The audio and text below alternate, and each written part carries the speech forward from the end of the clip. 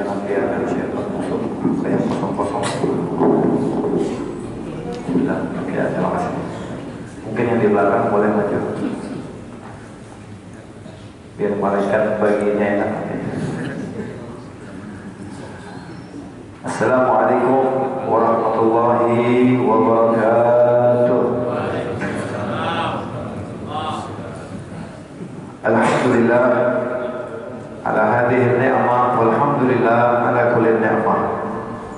Wassalatu wassalamu ala sayyidina wa maulana Muhammad syafi'il ummah wa ala alihi tayyibin tahirin min abna'i Fatimah.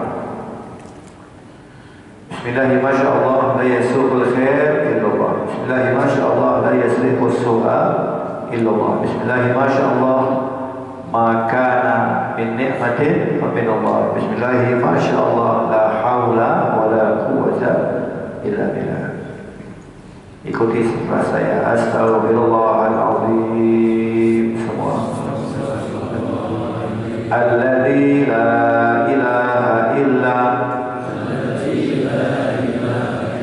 huwal hayyul qayyum wa atubu ilaihi min kulli dzambin 'adzim wa min jami'i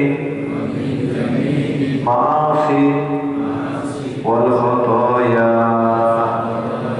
sirran wa jahran zahiran wa batinan qawlan wa fi'lan sam'an wa basaran taubatan nasuha.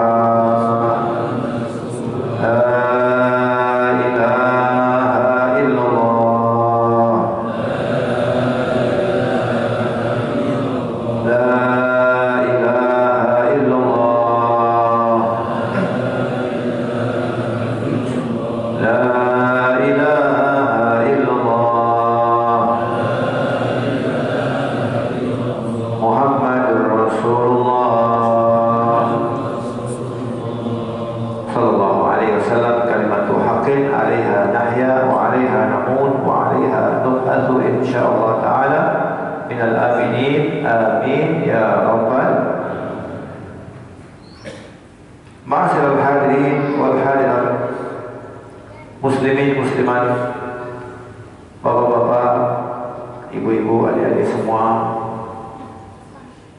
yang pada malam ini berada di masjid yang kita cintai ini, di Banjarbaru, Masjid Nurul Kahwa. Mudah-mudahan datangnya kita ke tempat ini, langkah-langkah kita dapat pahala. Yang naik mobil, kakinya injak-injak gas dapat pahala.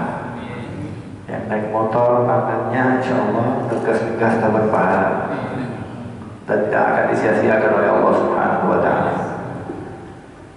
Kita bersyukur kepada Allah atas segala nikmat, limpahan rahmat karunia yang telah diberikan oleh Allah. Apa itu nikmat Allah? Banyak. Bahkan saking banyaknya sudah difirmankan di dalam Al-Quran. Allah Ta'ala berfirman, wa in ta'uddu ni'matallah la tuhsuha. Wa in ta'uddu ni'matallah, kalau kalian menghitung-hitung nikmat Allah, ini kata Allah, la tuhsuha, tidak mampu kita menghitung nikmat tersebut. Kenapa tidak mampu? Saking banyaknya nikmat yang telah diberikan oleh Allah Subhanahu.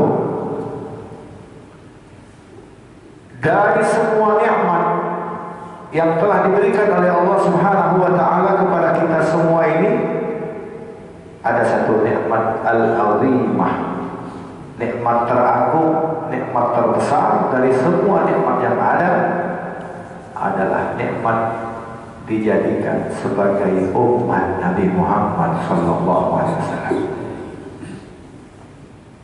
Kenapa bisa demikian? Kita belajar sejarah. Nabi Musa, Nabi yang diutus oleh Allah, yang musuhnya tidak tanggung-tanggung, ngaku Tuhan. Kalau zaman sekarang kan banyak yang ngaku nabi ya. Yang ngaku Jibril ada ya. Dan masuk penjara masuk Jibril. Yang ngaku nabi banyak. Tukang ojek di Bandung ngaku nabi. Sekarang ada lagi yang bisa bicara dengan semut. Lagi viral ya. Yang jadi jaga gawang katanya. Bisa bicara dengan malaikat Jibril ya. Tapi banyak yang percaya juga ya. Yang ngaku nabi ada, yang ngaku Jibril ada, yang ngaku Tuhan ada belum?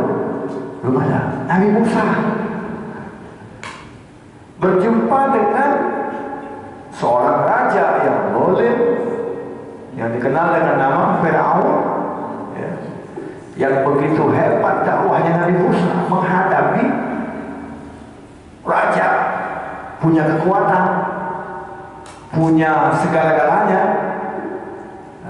dan mengaku Tuhan. Berarti Nabi Musa hebat tidak? Hebat tidak kira-kira Nabi Musa? Hebat. Beliau bisa bertahan dan beliau diselamatkan oleh Allah atas kejaran Firaun, ya. Dan Nabi Musa itu selamat dari kejaran Firaun di bulan sekarang, bulan Muharram.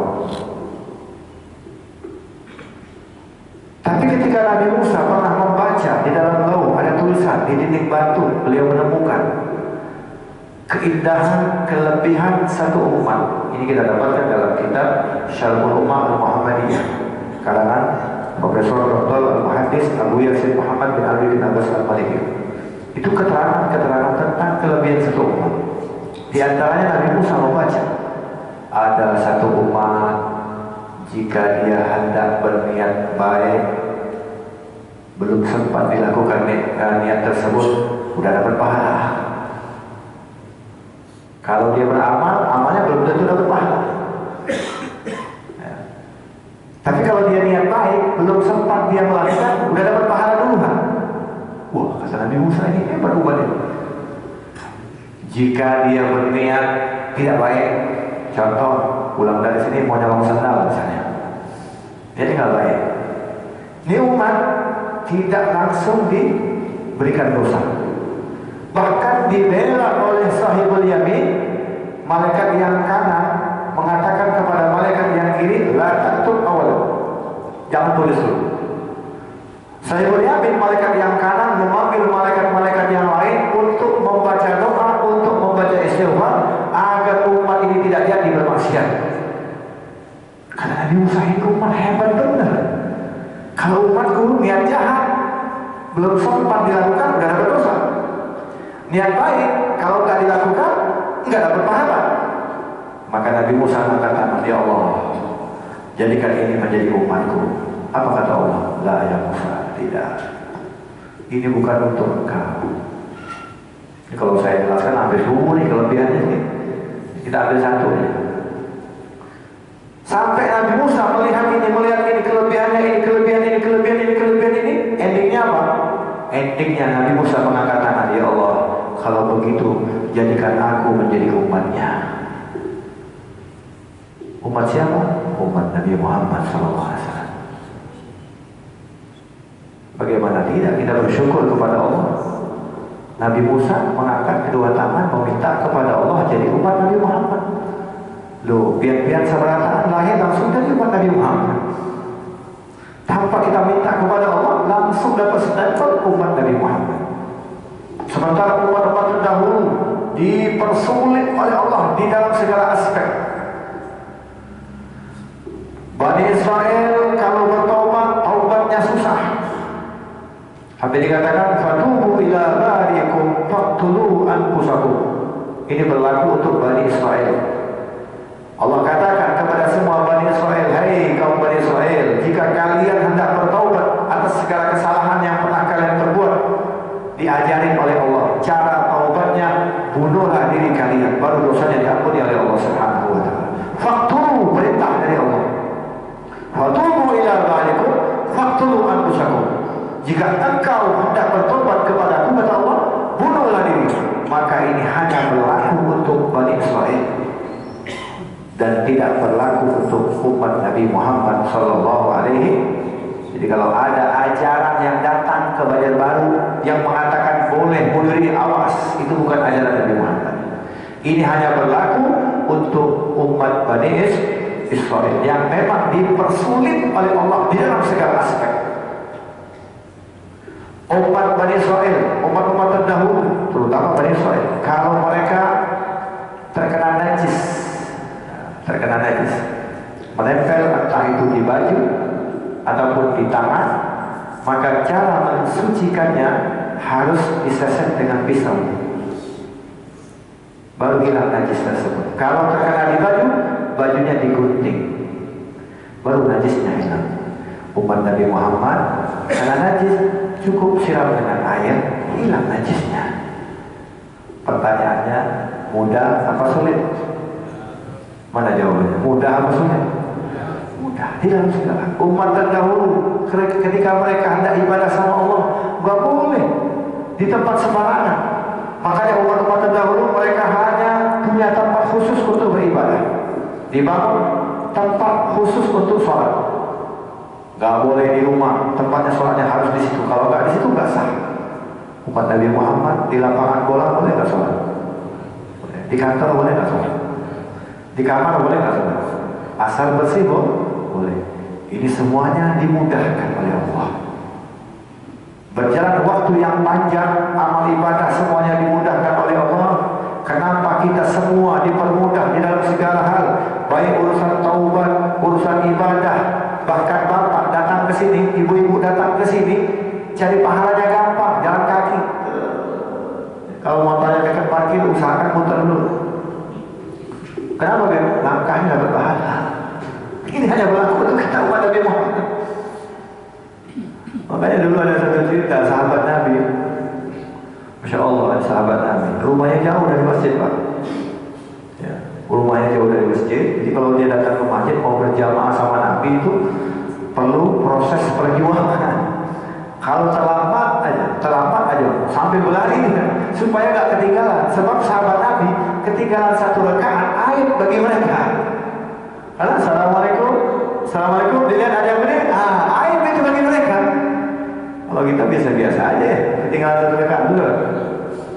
Aib bagi mereka kalau ketinggalan satu rakaat, apalagi nggak datang.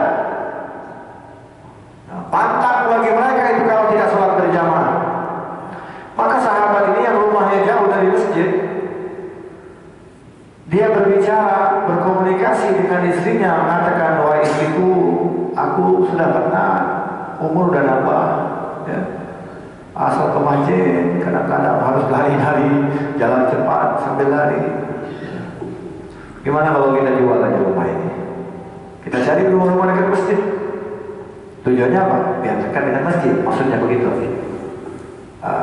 Kata istrinya, bagus juga ide ini. Akhirnya dia tulislah, dijual, kalau bahasa kita dijual. Sambil dijual, ternyata berita ini sampai ke telinga yang mulia Nabi Muhammad SAW. Dipanggil sahabat tadi, kata Nabi, wahai sahabatku, apakah benar kau mau jual rumah, kemudian beli rumah dekat masjid? Benar ya Rasulullah. Tujuannya apa? Ya agar saya dekat dengan masjid, jadi mudah, mau sholat mudah, gampang. Jawaban Nabi simpel Pak. Didengar oleh sahabat-sahabat yang lain. Apa kata Nabi? Kalau begitu, engkau sudah menghilangkan hadiah dari Allah Subhanahu wa Ta'ala. Sahabat bingung, apa urusannya hadiah ini? Hadiahnya apa? Hadiah dari Allah. Kalau kau pindah berarti hilang hadiah itu. Tak bingung sahabat, hadiahnya apa ya Rasulullah? Hadiahnya setiap langkah, makin banyak kau melangkahkan kaki sampai ke masjid, makin banyak pahala yang kau dapatkan. Satu langkah dapat pahala, dua langkah dapat pahala, makin banyak langkah engkau, makin banyak pahala yang kau dapatkan setiap engkau pergi ke masjid, kata Nabi. Kalau kau pindah rumah berarti pahala itu hilang begitu saja. Sahabat Nabi cerdas. Oh begitu ya Rasulullah? Betul. Maka dia bilang, demi Allah, wallahi aku gak jadi jual rumah. Sahabat yang rumahnya dekat sama masjid ternyata lebih cerdas lagi Pak. Besok gak langsung ke masjid mereka, kemana? Tawaf dulu, mutar dulu deh. Pada langsung masuk betul. Sampai capek baru masuk. Supaya apa? Langkahnya dapat pahala. Inilah umat Nabi Muhammad. Mau cari pahala mudah. Pertanyaan kita, mau nggak cari pahala itu?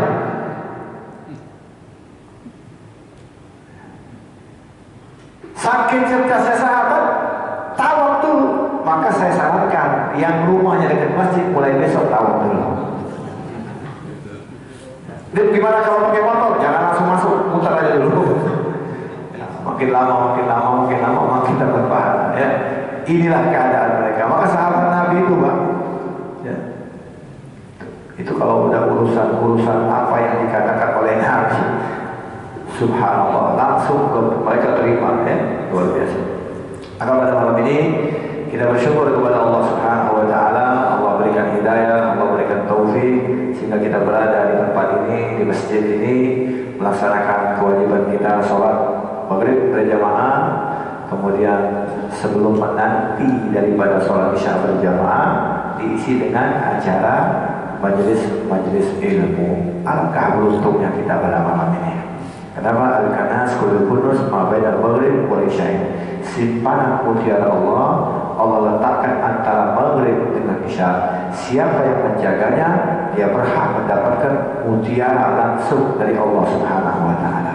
Dan mudah-mudahan kita termasuk orang yang menjaga antara maghrib dengan isya, apalagi dengan belajar menuntut ilmu, menghadiri majelis ilmu. Mau cari pahala gampang, duduk di majelis ilmu. Pahalanya besar enggak? Ya, kalau kita bahas ya habis buku nggak beres-beres ya tentang fadilah menuntut ilmu. Saya ambil sedikit saja buat penyemangat kita. Hudur majelis ilmu. Maqala Nabi sallallahu alaihi wasallam, hudur majlis ilm afdal min salati alfi rakaah. Menghadiri, dalam tanda kutip menghadiri, bukan menuntut, bukan menulis, bukan, hanya menghadiri. Artinya apa? Duduk. Hudur majlis ilm, menghadiri majlis ilmu, afdal min sholati alfi rakaah, lebih utama dari kita sholat sunnah 1000 rakaat. Ada yang sanggup sholat sunnah 1000 rakaat? Ada yang sanggup? Boro-boro. Kalau musim tarawih ada pilih-pilih masjid, wujud kan? Kalau masjidnya cepat selesai, ramai kan? Kalau masjidnya lambat, masya Allah.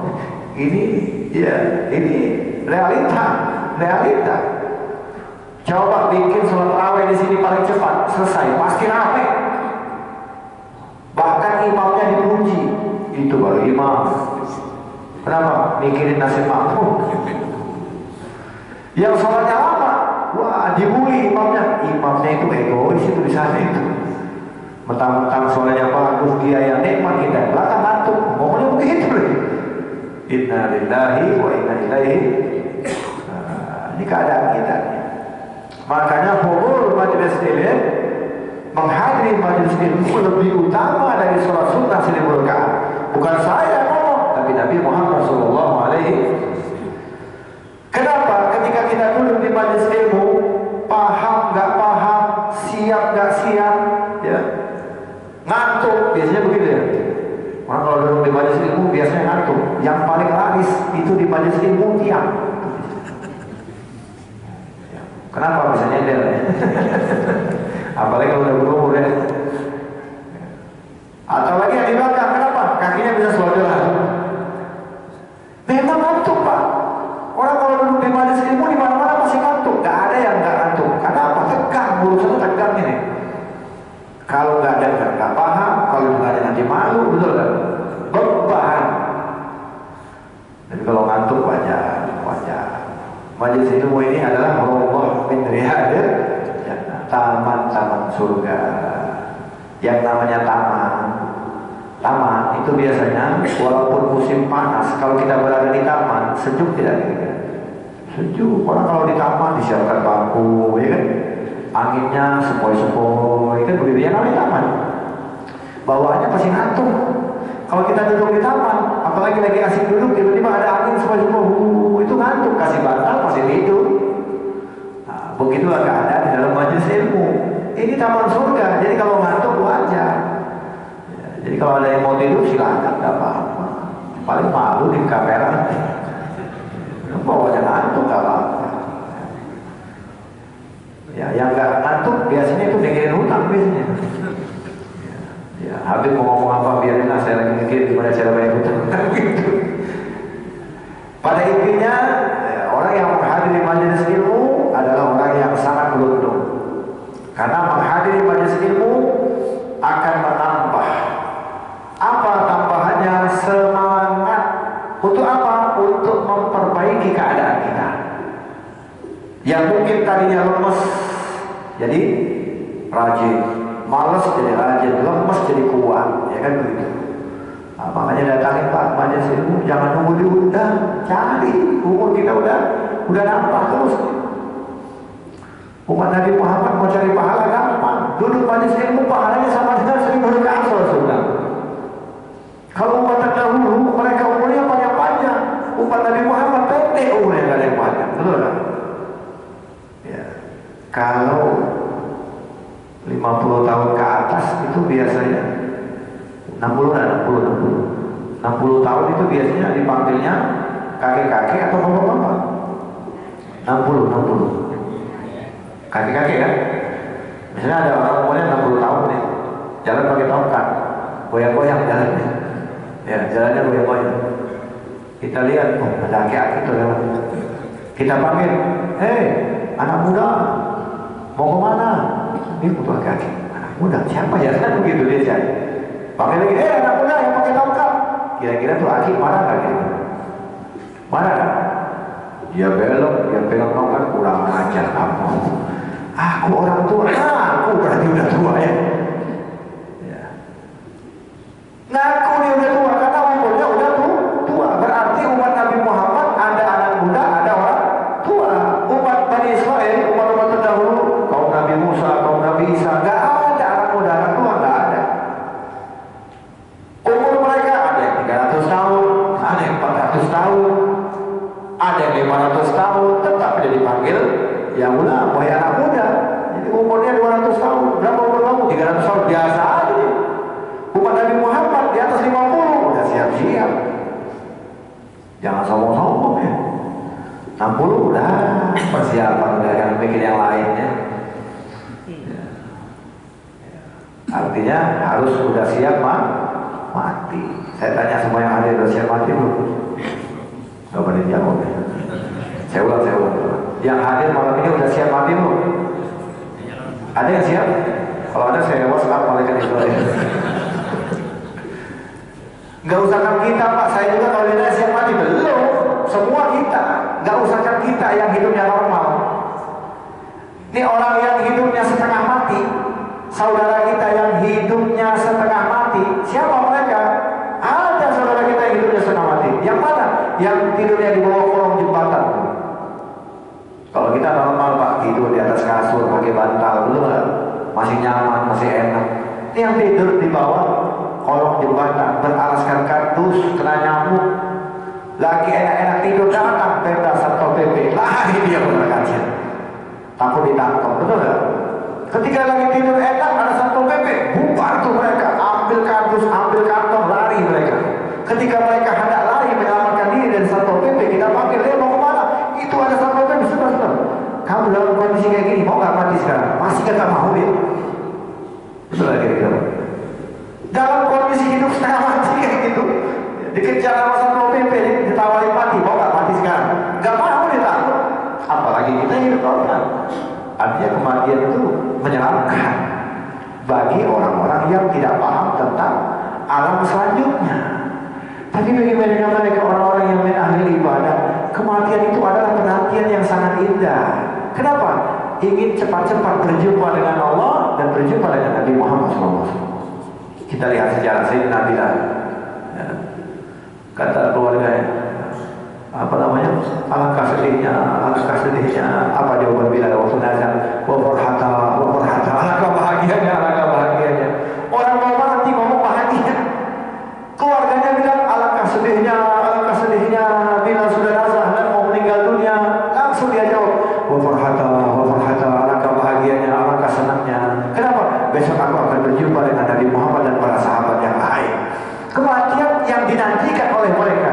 Kenapa? Karena mereka udah enggan untuk tinggal di muka bumi. Kenapa? Karena mereka tidak ingin jauh-jauh dari Nabi Muhammad SAW. Ya, kita umur nggak panjang, betul nggak kita Pak? Amal sedikit. Orang kayak kita nih, ya, orang kayak kita nih, jujur aja jujur ya. Satu hari satu malam ada berapa jam? Ini kita hitung-hitungannya sengaja ya, sampai nunggu isya ya. Kita ngobrol aja nyantai. Kalau ngaji ya, saya baca ayat tegang-tegang semua nih kayaknya wajahnya. Satu hari satu malam ada berapa jam? Kok ragu-ragu jawab deh ya? Atau memang di Banjarbaru memang beda kali ya? Satu hari satu malam ada berapa? Oh 24 jam. Tidur berapa jam? 8 jam. Kerja berapa jam? 8 jam. 8 tambah 8 16. Sisanya berapa? Berarti umur kita tuh hilang tuh 16 jam. Hilang tidur sama kerja. Habis setiap hari umur kita. Kemudian kita laporan sama Allah setiap hari berapa jam? Laporan sama Allah setiap hari ada 5 kali kita laporan. 5 kali laporan sama Allah, itu setiap laporan ada berapa jam? Jawab yang jujur aja. Kita mulai dari sholat subuh. Berapa lama sholat subuh kita? Berapa? 5 menit. 5 menit. Itu biasanya agak panjang dikit ayatnya. Kalau Qul Huwal Falaq kayaknya nggak nyampe 2 menit kayaknya. Oke lah kita hitung dengan qobliyah ya, qobliyahnya, kemudian sholat subuhnya, tambah lagi zikirnya, tambah lagi doa-doanya, tambah lagi hal-hal yang lain, itu mah 10 menit. 10 menit setiap laporan sama Allah, 10 menit kali 5. Berarti setiap hari kita bangga ibadah cuma 60 menit. Sampai 1 jam. Mau masuk surga? Kira-kira malu nggak kita sama Allah kira-kira? Ibadah hanya 1 jam kurang, pengen masuk surga. Loh, ini harus dihitung ini Pak, biar kita semuanya sadar diri. 1 hari hilang begitu saja, tidur 8 jam hilang, kerja hilang. 1 jam doang kita zikir, gaya lagi kayak orang sok ahli ibadah lagi. Setelan-setelan ahli surga semua. Kalau di masjid, Allah, sampai di luar kayak kita orang. 1 jam kurang kita ibadah sama Allah, berarti sisanya ada 7 jam lagi. Aina, kemana kita? Di mana kita 7 jam lagi? Habis nonton YouTube, habis komentar yang gak bagus, betul gak? Habis ngurusin orang setiap hari, habis ngerjain hal-hal yang tidak ada manfaat. Berarti kalau kita hitung-hitungan di umur kita setiap hari, banyakkan dosa, banyakkan pahala gitu. Ayo jawab yang itu. Banyakkan dosa, banyakkan pahala. Setiap hari yang kita pegang tasbih atau HP. Setiap hari yang kita baca Quran atau ngintip status WA orang. Tahu dong. Inilah diantaranya kasih sayang Allah. Allah tahu betul. Allah tahu betul bahwasanya umat Nabi Muhammad ini umurnya tidak ada yang panjang-panjang. Tapi walau umur mereka pendek, setiap tahun Allah kasih bonus. Apa bonusnya? Lailatul Qadar. Itu bonus. 1 malam sama dengan 83 tahun kita ibadah diterima oleh Allah Subhanahu wa taala. Belum lagi yang lain. Menghadiri majelis ilmu pahalanya besar. Maka jangan jauh-jauh dari Nabi Muhammad SAW. Agar kehidupan kita dalam 1 jam tidak sia-sia begitu saja, ikuti Nabi Muhammad SAW di dalam segala aspek. Tidur 8 jam, ada tata cara tidur yang diajarkan oleh Nabi. Walaupun kita tidur 8 jam, tapi tidurnya tidak sia-sia, tidurnya mendapatkan pahala yang banyak dari Allah Subhanahu wa taala. Caranya gimana? Ikuti Nabi Muhammad. Apa yang diajarkan oleh Nabi? Sebelum tidur baca doa. Pertanyaannya, setiap kita tidur baca doa enggak? Kadang-kadang baca, kadang-kadang lupa. Banyakkan baca, banyakkan lupa. Ini di tahun baru nih yang perlu kita terapkan nih. Masuk tahun baru ini, ayo kita lupa cara tidurnya Nabi Muhammad. Apalagi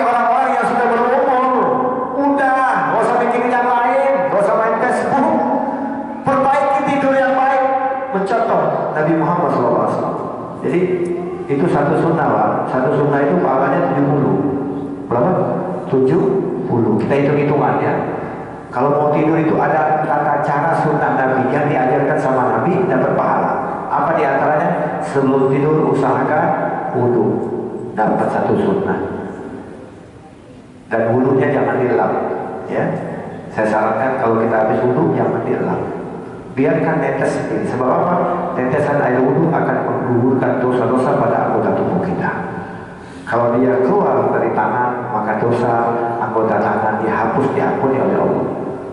Artinya saat kita sebelum tidur wudu berarti kita dalam keadaan suci. Saya kan udah punya istri, nantinya itu nggak ada urusan. Yang penting wudu dulu. Angkat kedua tangan doa sama Allah. Kemudian kita berjalan ke tempat tidur, udah satu sunnah. Tidurnya ada ke kanan, dua sunnah. Ini nggak main-main ini. Ini cara tidurnya Nabi. Tujuannya apa? Sayangnya Nabi sama kita tuh, perhatian Nabi, ngikutin sunnah, dapat pahala. Jadi umur kita nggak sia-sia 8 jam itu. Ada ke kanan dua, baca doa. Hafal doanya? Hafal doa sebelum tidur? Lu pada diam semua. Hafal nggak? Boleh saya coba boleh? Oh ya, barang-barang kita baca ya. Bismillahirrahmanirrahim. Doa sebelum tidur. Allahumma barik lana fina, yang ikut lapar itu kayaknya. Bismika Allahumma. Udah segitu. Nah inilah orang kita nih. Ini doa yang dibaca oleh anak TK. Berarti antum-antum semua ini ngamalin amalan anak TK. Gak naik kelas berarti. Doa sebelum tidur banyak. Makanya sering duduk di majelis ilmu agar kita bisa mengamalkan ilmu. Apa diantaranya? Tadi sunnahnya apa tadi? Wudhu satu. Kemudian ada ke kanan dua. Kemudian baca doa. Bismika Allahumma ya. Bismika. Yang keempat dianjurkan untuk membaca suratul Fatihah, ayatul kursi, Al-Falaq, An-Nas, Al-Qur'an, Al-Falaq, An-Nas. Berapa tuh? Ya, berapa tuh? Hah? Mau wudhu, ada ke kanan, baca doa, ayatul kursi, Fatihah, Qul Al-Falaq, An-Nas. Kemudian baca yang diajarkan Nabi khusus untuk Sayyidina Ali wa Fatimah. Pesan dari Nabi ya Ali wa Fatimah, jika engkau tidur, bacalah Subhanallah 33 kali, Alhamdulillah 33 kali, Allahu Akbar 33 kali, La ilaha illallah wahdahu la syarika lahu. Itu seperti kita wiridan pada salat. Ini ternyata doa ini Nabi ajarkan khusus kepada Sayyidina Ali dan Sayyidina Fatimah sebelum tidur, dan ini dapat manfaat yang sangat luar biasa. Sir asrar, rahasia. Artinya ini berlaku untuk kita juga. Itu udah berapa sunnah ya. Kurang lebih ada 10 sunnah. Kalau satu sunnah pahalanya 70, kalikan 10 berarti ada 700 pahala sebelum tidur yang Allah siapkan khusus untuk kita umat Nabi Muhammad SAW. Betul, 25 tahun yang lalu berapa puluh ribu pahala kita sia-siakan begitu saja. Maka dari itu ya, sebagai umat Nabi Muhammad SAW, kita patut bersyukur kepada Allah. Mulailah di tahun baru ini kita hidupkan syariat Nabi Muhammad agar 8 jam tidur kita enggak sia-sia begitu saja. Tidurnya kita mencerminkan kalau kita termasuk orang-orang yang mendapatkan keberuntungan di dunia dan keberuntungan di akhirat. Amin ya Rabbal. Kemudian 8 jam kerja biar enggak sia-sia Pak. Ingat, 8 jam kerja biar enggak sia-sia. Gimana caranya? Niat. Saya mau keluar rumah, mau cari nafkah, mencari yang halal. Ya. Karena salaf soleh orang-orang dulu begitu. Kalau mau keluar rumah mereka niat. Para sampai di antara salaf itu, ketika mereka hendak keluar rumah, ya, udah jalan nih, udah pamit, udah ngomong sama istrinya, tiba-tiba balik lagi. Ini biasanya kita juga sering begitu. Biasanya kalau udah keluar balik lagi ada yang ketinggalan. Entah itu HP, betul, entah itu laptop, mungkin juga rokok ketinggalan, korek api, tahan balik lagi, putar balik rumah. Kata bininya, kenapa Pak? HP ketinggalan. Makanya, wah kata bininya, makanya hati-hati kalau mau keluar. Ini salah, balik ke rumah, bininya nanya, kenapa?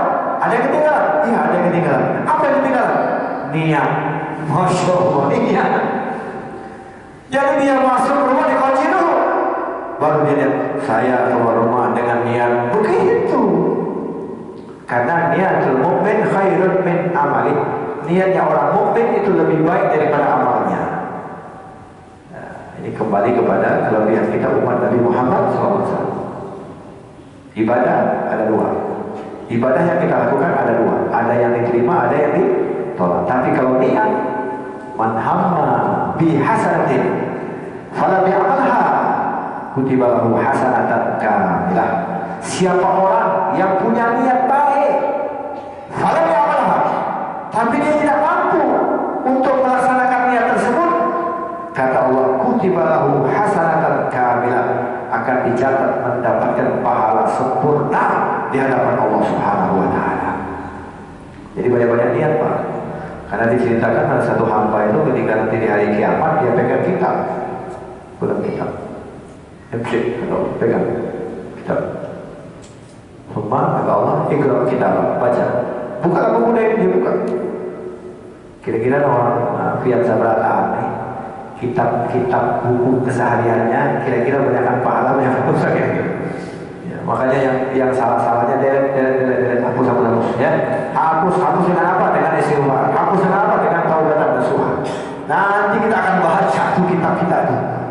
Kita jadi artisnya, ya. Kita jadi bintang filmnya. Yang nonton Allah, malaikat, para nabi, para rasul, para umat-umat terdahulu. Ini kalau kita baca kira-kira gimana ya? Hari-hari ngerjain orang, nyandain orang, itu begitu.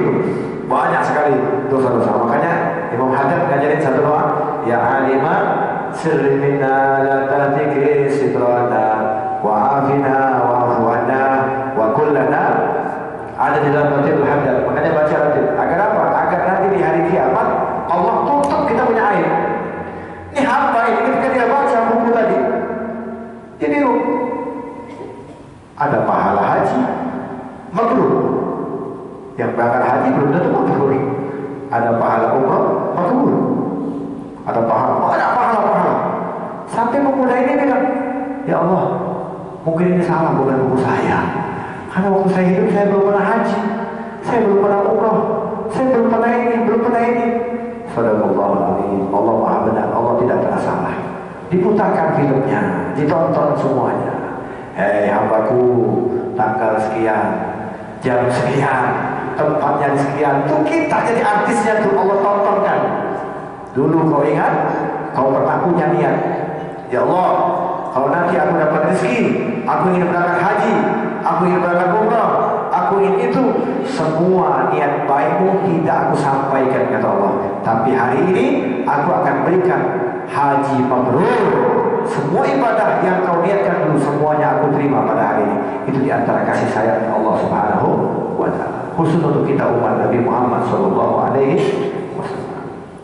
Jadi ma'asyiral hadirin, kita umat Nabi Muhammad ini nyaman sudah ya. 8 jam kerja, baca doa, keluar kaki kanan, bismillahirrahmanirrahim, la haula wala quwwata illa billah. Itu dalam 8 jam kita berada dalam naungan Allah Subhanahu wa taala.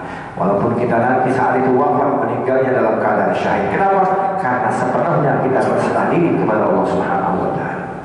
Mulai besok jangan lupa baca doa. Pendek doanya. Bismillahirrahmanirrahim. La haula wala quwwata illa billah. 8 jam gak hilang begitu saja. 8 jam dalam naungan Allah. 8 jam dalam kita patuh untuk melaksanakan sunnah-sunnah syariat Nabi kita, Nabi besar Muhammad sallallahu alaihi wasallam. Maka sisa daripada jam tersebut, 1 jam kita laporan sama Allah, sisanya kita pakai untuk menghadiri majelis ilmu, ya, buka YouTube yang manfaat, tulis status yang baik. Silakan tulis status. Usahakan orang baca status kita, karena banyak pengintip status zaman ini. Banyak orang yang selalu ngintip status. Sebelum mereka ngintip, kita buatkan status yang baik, yang manfaat. Jika ada orang yang ngirim ke kita perkataan yang tidak baik, maka delete di kita saja. Jangan disebarluaskan, jangan di copy paste. Kita cari hal-hal yang bermanfaat. Karena sekarang kita berada di akhir zaman, berada di orang-orang yang selalu mengajak kepada kita untuk memusuhi. Karena zaman sekarang banyak orang memiliki penyakit hasut, penyakit iri hati, penyakit benci, ingin memecah belah umat, maka kita siapkan diri kita, jaga jangan sampai kita dan keturunan kita menjadi orang-orang yang dilaknat oleh Allah Subhanahu wa Ta'ala. Biarkan caci makian yang datang kepada kita itu urusan dia, yang penting kita jangan balas caci maki kepada mereka. Kenapa? Karena ini yang diajarkan oleh Nabi Muhammad SAW. Kita lihat bagaimana Nabi Muhammad. Apakah Nabi itu tidak dicaci? Nabi itu dicaci. Kalau kita dicaci wajar, Nabi saja dicaci. Bukan hanya dicaci, dilempar kotoran otak. Nabi masuk Taif dilempar batu. Dan alhamdulillah nih bagi jamaah yang berangkat umroh, alhamdulillah dibuka. Ya wisata Taif. Kita kemarin belum lama. Saya bawa jamaah itu belum lama. Waktu itu kita bawa jamaah Singapura. Masuk Taif, Taif indah, dingin, tempatnya bagus, ada bunga. Enak, kita masuk Taif enak, bisa makan enak, bisa nongkrong, bisa duduk di kafe, bisa foto-foto, bisa beli parfum, ada parfum bisa. Nabi masuk Taif dilempar batu. Masya Allah. Bahkan di situ ada bekas batu yang disandal sama Nabi, sekarang ditutup sama kerajaan. Gak tahu tuh diumpetin sama dia, jangan sampai orang-orang datang. Dulu masih ada itu. Kita punya guru masih lihat, sekarang udah ditutup. Ya udah ditutup. Kita ke sana itu tujuan bukan mau jalan-jalan, merasakan bagaimana perjalanan Nabi Muhammad SAW. Jauh dari kota Mekah ke Taif itu jauh, 4-5 jam. Nabi itu berjalan kaki. Sampai di Taif bukan disambut, dilempar batu kan. Coba bagaimana keadaan Nabi di saat itu? Nabi lempar batu. Kemudian Nabi sampai berdarah, sampai malaikat marah, sampai malaikat mengatakan, ya Rasul izinkan aku untuk membalikkan. Ternyata tidak. Nabi mengatakan mereka belum beriman. Mudah-mudahan anak cucu mereka beriman kepada Allah. Ya. Karena Nabi itu diutus bukan untuk memberikan bencana bala, ya. Tapi Nabi diutus untuk menyempurnakan akhlak yang mulia, dan Nabi Muhammad diutus wa ma arsalnaka illa rahmatan lil alamin. Sampai Nabi mengangkat kedua tangan dalam kondisi berdarah. Allahumma hdi qaumin fa innahum la ya'lamun. Ya Allah, berikan hidayah bagi mereka karena mereka tidak tahu. Diikuti oleh para sahabat, diikuti oleh para tabi'in. Ya. Bahkan dari saya. Benar. Terakhir penutup. Ya, sebenarnya saya mau bahas lebih lama lagi karena waktu sudah habis. Penutup diikuti oleh salafun saleh. Saya dalam hal ini akan berikan contoh Imam Syafi'i. Imam Syafi'i itu ahli di dalam segala hal, tapi musuhnya juga banyak, Pak. Jadi kalau kita punya musuh aja ya kira-kira. Imam Syafi'i kerjanya nulis, mengajar, mencetak para ulama. Di antara murid yang terkenal beliau adalah Imam Ahmad bin Hanbal, pemegang mazhab Hambali. Itu muridnya Imam Syafi'i. Imam Syafi'i itu pernah beliau itu dipuji-puji oleh Imam Ahmad bin Hanbal. Kata Imam Ahmad bin Hanbal, guruku yang mulia, guruku yang hebat. Hebat Imam Syafi'i. Anaknya Imam Ahmad bin Hanbal mengatakan, seperti apa sih Imam Syafi'i dipuji-puji oleh ayah saya? Akhirnya ketika itu datanglah Imam Syafi'i ke rumah Imam Ahmad bin Hanbal. Disiapkanlah tempat istirahat. Anaknya tengah malam, anaknya tengah malam begadang nggak tidur, pengen tahu siapa yang paling hebat, ayah saya apa gurunya. Malam dia lihat Imam Ahmad bin Hanbal ibadah sholat. Dia lihat Imam Syafi'i tidur malam. Dalam pandangan zahir seorang anak dia mengatakan, loh, ayah saya puji-puji imam ini imam besar, ahli hadis, kok malam tidur ya? Ayah saya nggak tidur malam, ibadah, nulis ibadah, nulis. Wah, berarti Imam Syafi'i nggak ada apa-apanya dengan ayah saya. Besok pas di jamu makan sarapan pagi, Imam Ahmad bin Hanbal nanya, wahai Syekh, gimana istirahatmu semalam? Kata Imam Syafi'i, alhamdulillah, alhamdulillah. Tidurnya di tempat ente, tidurnya di tempat ente. Saya menemukan jawaban 70 pertanyaan yang belum terjawab, saya dapatkan di sini. Masya Allah, tidurnya beliau mendapatkan jawaban 70 pertanyaan.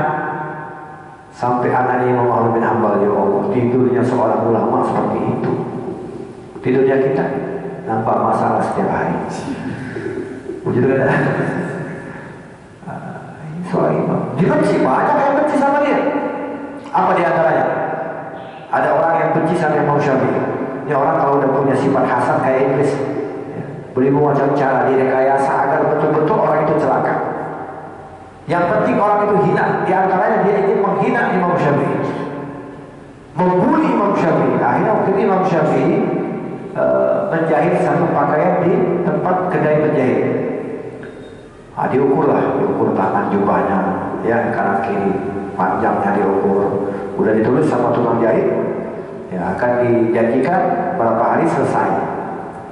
Pulang Imam Syafi'i, ada orang hasut, lihat tadi ngapain itu Imam Syafi'i jahit baju di sini. Berapa dibayar? Sekian. Dibayar lebih sama dia. Ini aku kasih uang. Loh, kenapa? Kau rubah jahitannya. Tangan yang apa? Yang kanan kau kecilkan. Tangan yang kiri kau besarkan. Ini duitnya kata dia. Ini orang hasut begitu. Berani keluar uang. Orang kalau udah benci begitu, Pak. Beribu macam cara. Makanya hati-hati di akhir zaman sekarang ini. Banyak orang beribu macam cara. Dia cari cara agar menjatuhkan orang tersebut dengan cara apapun. Seperti ini, dia bayar penjahit. Penjahit dia duit banyak ini urusannya.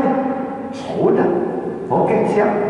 Kejadian dijahitlah tangan ini kecil, kayak gini nih. Tangan yang ini besar. Begitu selesai datang Imam Syafi'i tanya, gimana? Udah selesai? Udah selesai. Dicoba sama Imam Syafi'i, masuk yang tangan begini susah. Masuknya susah. Wah, Imam Syafi'i lah punya orang mau ngejek dia nih. Tangan yang kanan besar. Hebat Imam Syafi'i, tidak marah beliau. Beliau betul-betul mencontoh Nabi Muhammad SAW. Bahkan beliau mengatakan, Masya Allah, kau memang tukang jahit profesional. Maksudnya apa? Jadi punya orang takut, nggak marah ya. Karena ini orang yang hasut bilang, gimana caranya Imam Syafi'i marah menjadi hina, dibully. Dia bilang, kau memang penjahit profesional. Ya, kau tahu nggak? Dari dulu aku ingin berpikir gimana caranya tangan di kanan ini kecil. Sebab setiap aku menulis, aku berharap sama jubahnya. Pas kau kecilkan berarti aku tidak perlu gulung lagi, kata Imam Syafi'i. Tinggal nulis saja. Masya Allah, kau memang penjahit profesional, sesuai dengan selera saya, kata Imam Syafi'i. Padahal Imam Syafi'i sebetulnya mau marah, tapi beliau tidak tampakkan kebencian kepada siapapun.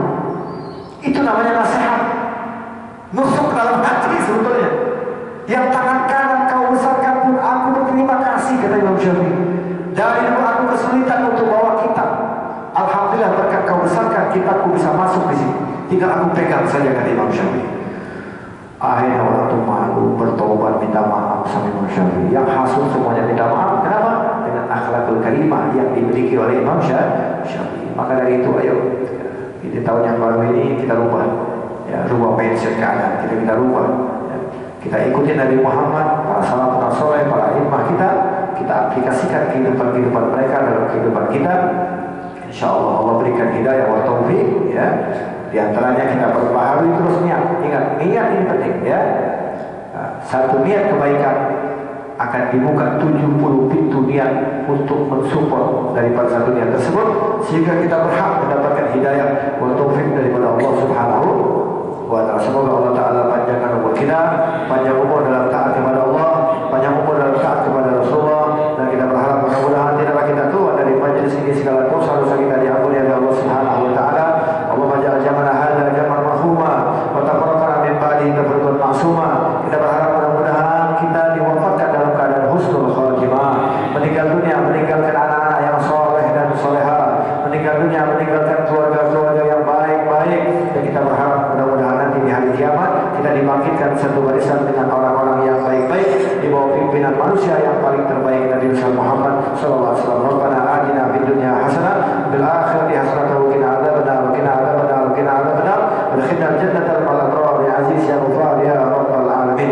Sallallahu ala sayyidina Muhammad wa ala alihi washabbihi wasallam.